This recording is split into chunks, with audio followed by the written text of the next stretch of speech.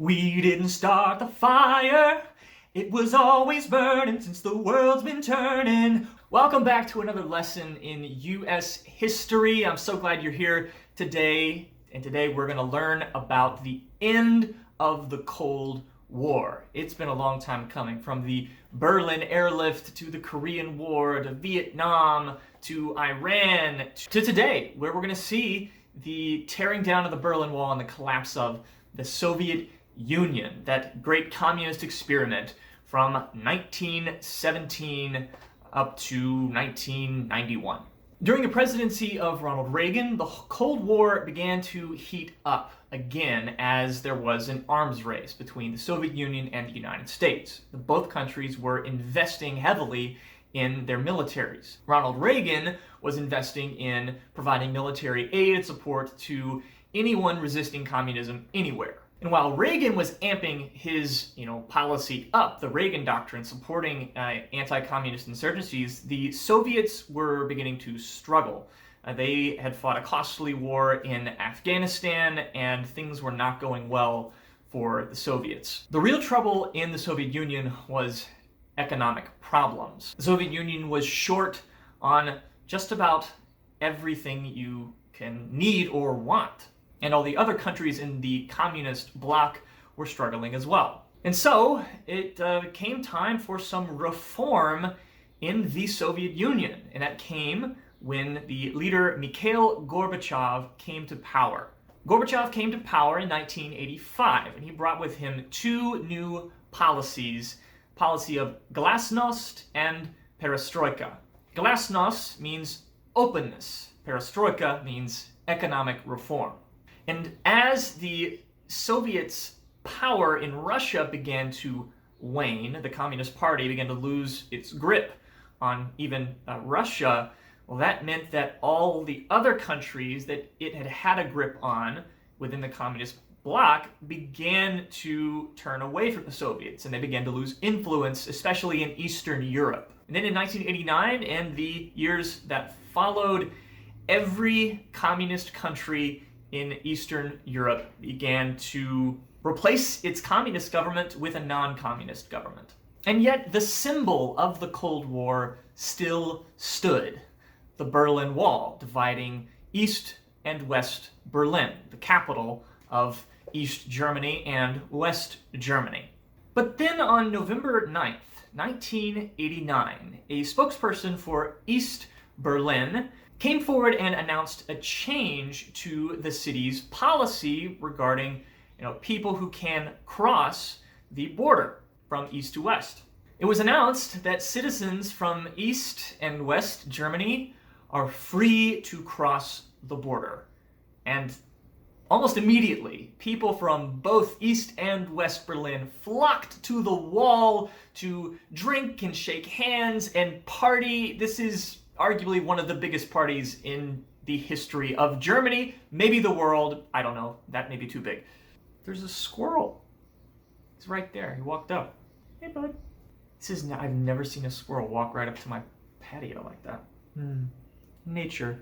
More than 2 million people came to Berlin that weekend to celebrate and have a good time, as this wall was now, void. And so people decided, why don't we just remove it ourselves? People came with little hammers, and then big hammers, and then chisels and mallets, and began to tear down the Berlin Wall brick by brick, slab by slab. And some people came away with souvenirs, like this one, a little piece of the Berlin Wall. And you can tell that, it's got some graffiti on it, so it was facing the western side of the Berlin Wall.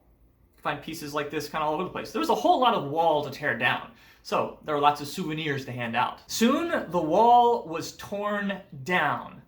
There were some sections left up as historical monuments, and in one section, on the eastern side of the wall, the city of Berlin opened it up to artists to come and paint, whatever they wanted. And this is known as the East Side Gallery. I'm going to show you guys some pictures of that. I took some of these pictures back in 2017, I think, when I visited Berlin.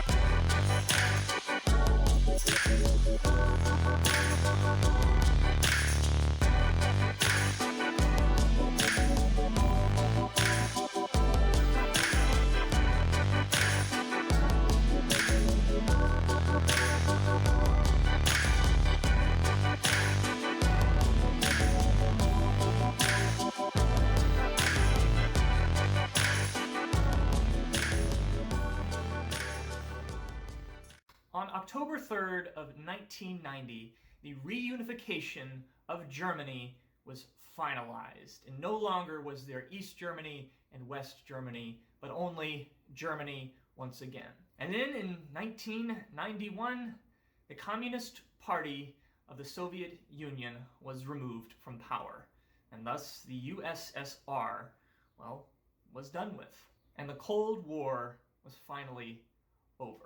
Now, just because the Cold War is over doesn't mean that history takes a break. There's still plenty to study, and there's lots going on in the world, especially when we get to the 90s, which is where we are. And so what I'm going to do now, because of our sort of time limit and schedule here, is I'm going to do a little sprint through the 90s talk about some of the major events and trends of that decade. In the 90s, the world and the United States saw the Oklahoma City bombing in 1995. 168 people were killed when a truck filled with makeshift explosives and fertilizer blew up outside a federal building in Oklahoma City. In 1999, Americans tuned into the news to witness and see the tragedy of the Columbine shooting in Columbine, Colorado, where two teenagers brought weapons to a school and killed 13 people and wounded 20 others. In 1991, there was a videotape released of a man named Rodney King being savagely beaten and brutalized by police officers from Los Angeles. When those officers went on trial, they were found not guilty, and what followed were several days known as the LA riots. There was widespread looting, violence, and arson all across LA, and it was a very shocking and horrifying event. We are still figuring out the whole civil rights thing here in America. In the early 90s, Americans tuned into the news and saw the story of a family in Ruby Ridge, Idaho, that was being surrounded and besieged by members of the FBI and the ATF. A man by the name of Randy Weaver had been charged with selling illegal sawed-off shotguns, and he refused to turn himself in. In the ensuing siege and shootout, Randy's wife was killed and his son were killed. And then in 1993, we had the Waco siege here in Texas, just north of Austin. It was a 51-day standoff between members of a religious group known as the Branch Davidians against the members of the ATF. The siege ended when members of the ATF stormed the compound and eventually set fire to the facility. 75 people were killed, including 25 children. The ATF received a lot of criticism for the handling of the Waco siege. And then in world news in the early 90s, there was a tragic event, a genocide that took place in the country of Rwanda. It was a conflict between two tribes known as the Hutu and the Tutsi. The Hutu were the majority tribe. The Tutsi were the political upper class tribe that kind of ruled things, and the Hutu decided they were done with the Tutsi ruling and having power, and so they attempted to exterminate them. 800,000 people were killed, mostly Tutsi, and mostly killed by using machetes. In the world of American life, the 90s are sometimes considered a new golden age of television. You had shows like Seinfeld and Friends and Family Matters. You had an explosion of popularity in video games as consoles became more affordable and accessible to people, like PlayStation and Sega, and my favorite when I was a kid, Nintendo. I'll never forget when I got my first Nintendo 64. I was, 8 or 9 years old, and I read enough books. My mom and dad were like, well, if you read, enough books, like 20 books, then we will buy you a Nintendo 64. And it was such a good day. I played Tony Hawk Pro Skater, Super Mario 64, Star Fox. Good times. I still got it. It's actually sitting right here. So this is what a Nintendo 64 looks like. This is my original one that I earned. Thanks, Mom and Dad. This is what a controller looked like. I don't know if you've ever seen one, and I'll tell you, no one really knows why it was designed this way, because how are you supposed to hold it? I mean, we all figured out this. This is how you hold it. The controller. You never know what you're going to learn in U.S. history class. And yet, music in the 90s. Michael Jackson continued to be very popular. You had boy bands like NSYNC, the Backstreet Boys, 98 Degrees, Boyz II Men. And you had female artists like Shania Twain, Britney Spears, Christina Aguilera.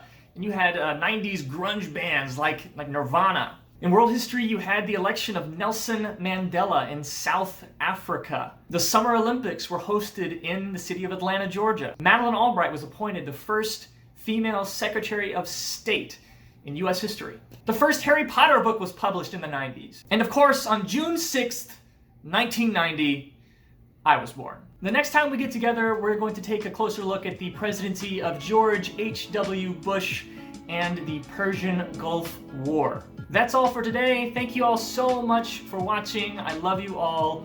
Make it a great day.